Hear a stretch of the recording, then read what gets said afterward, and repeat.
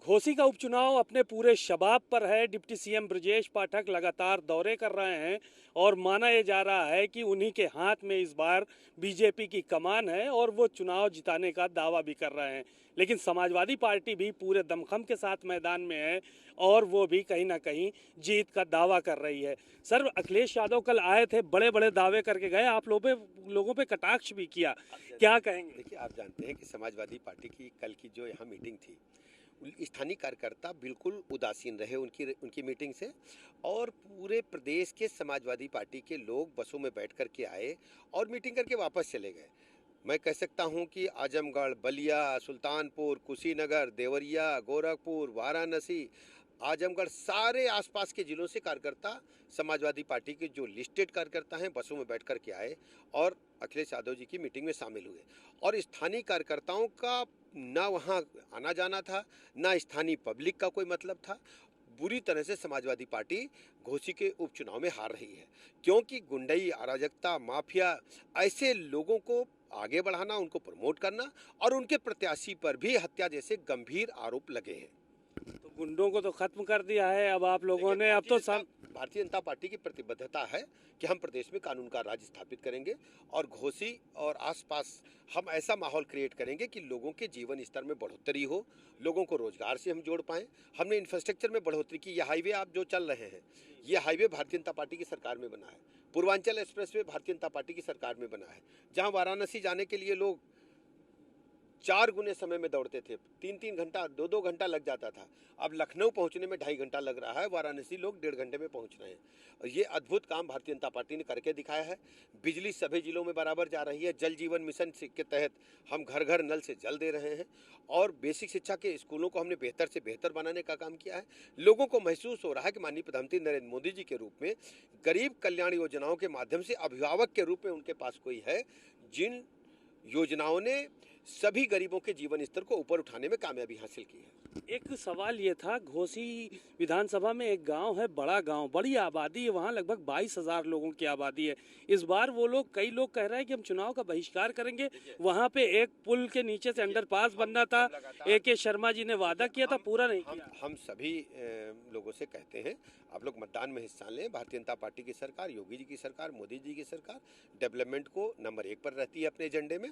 हम सभी कामों को जो पेंडिंग है पूरा कराएंगे। एक सवाल ये था कि आप लोगों के ऊपर प्रशासन का दुरुपयोग का आरोप भी लग रहा है कि गाड़ियां उनकी चेक हो रही हैं, आप लोगों की चेक नहीं। कार्यकर्ताओं की तरह अपनी निजी कार्यकर्ता की गाड़ी में चल रहे हैं और कहीं कोई दिक्कत नहीं है। निष्पक्षता, पारदर्शिता और शुचिता के साथ भारतीय जनता पार्टी हमेशा चुनाव लड़ती है।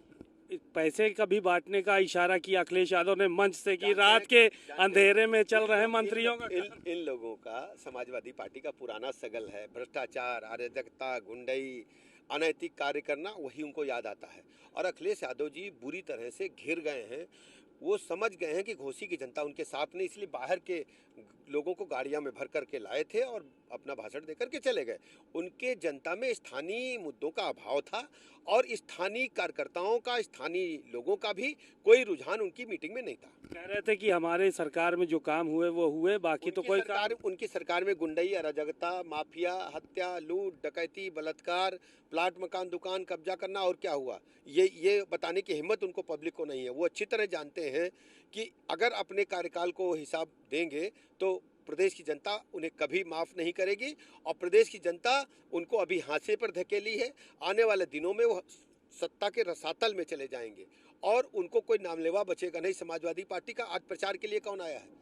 पूरा घर परिवार लग गया है। अभी तक अखिलेश यादव जी कभी भी उपचुनाव में प्रचार के लिए नहीं जाते थे, लेकिन जब उनको लगा कि घोसी की जनता उन्हें जमानत जब्त करा देगी तो अपनी जमानत बचाने के लिए वो यहाँ पर आए। दारा सिंह चौहान और जो सुधाकर सिंह हैं, उनके दोनों के बीच में इस बात का बड़ा फैलाव जनता के बीच में, बाहरी बनाम अपना, ये चल रहा है। ये सारी बातें ये कोई मतलब नहीं है।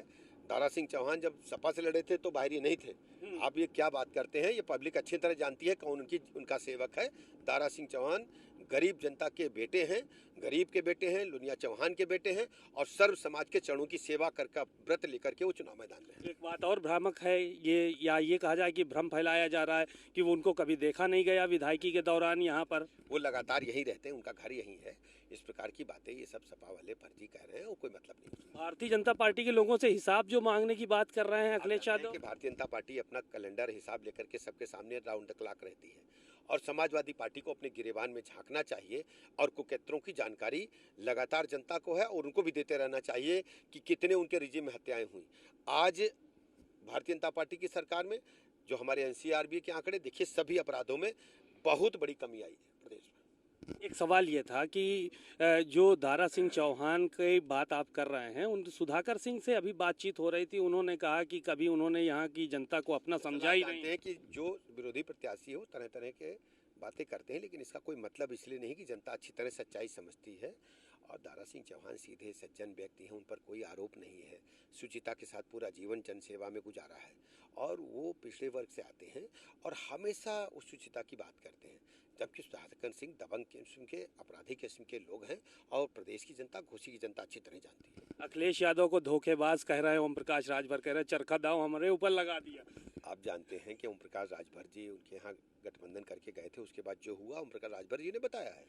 एक आखिरी सवाल ये था कि घोसी की जनता तमाम मुद्दों को लेकर जो है वो सवाल भी करना चाहती है। विकास को लेकर देखिए सवाल आप लोगों से पूछे जा रहे हैं कि हमारी सड़कें कब बनेंगी, ये तो इन लोगों का विकास कब होगा यहाँ? देखिए, आप जानते हैं कि आप अगर जिस सड़क पे चल रहे हैं ये हमारी सरकार में बनी है।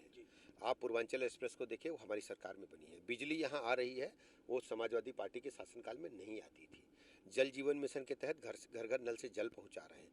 पंचायत भवन हमारे सभी गाँव में बनकर के तैयार हैं, इंटरनेट की सुविधा के साथ सभी गाँव में। बेसिक शिक्षा के स्कूलों का हमने 92% से अधिक कायाकल्प कर दिया है। बच्चों का हमने बेहतर शिक्षा का इंतजाम किए हैं और लोगों को सीधे रोजगार से जोड़ने में भारतीय जनता पार्टी ने सफलता पाई है और हमारी सरकार बहुत ही बढ़िया काम कर रही है। केंद्र और प्रदेश की दोनों सरकारों का दिन प्रतिदिन जनता का आशीर्वाद बढ़ता जाता है। 14, 17, 19 और 22 में लगातार हमने वोट प्रतिशत में बढ़ोतरी की है और घोसी के उपचुनाव के बाद आप देखेंगे ऐतिहासिक सफलता भारतीय जनता पार्टी को यहाँ मिलने वाली है। अखिलेश यादव के पास एक एटम बम है, स्वामी प्रसाद मौर्य रह रह के फूटते रहते हैं। कि आप जानते हैं कि उनको छपास का रोग है, वो अखबार में मीडिया में आने के लिए इस प्रकार की उलूल जूल बयानीबाजी करते रहते हैं और हिंदू धर्म पर जिस ढंग से उन्होंने चोट की है, हम कहते हैं कि जो हिंदू धर्म को मानने वाले लोग हैं, जो अनुयायी हैं सनातन धर्म के, इन्हें कभी माफ़ नहीं करेंगे और समाजवादी पार्टी के मुखिया का पूरा आशीर्वाद उनको प्राप्त है। समाजवादी पार्टी के मुखिया ये स्पष्ट करें कि स्वामी प्रसाद मौर्य जी कह रहे हैं उनका वो समर्थन करते हैं कि नहीं करते हैं।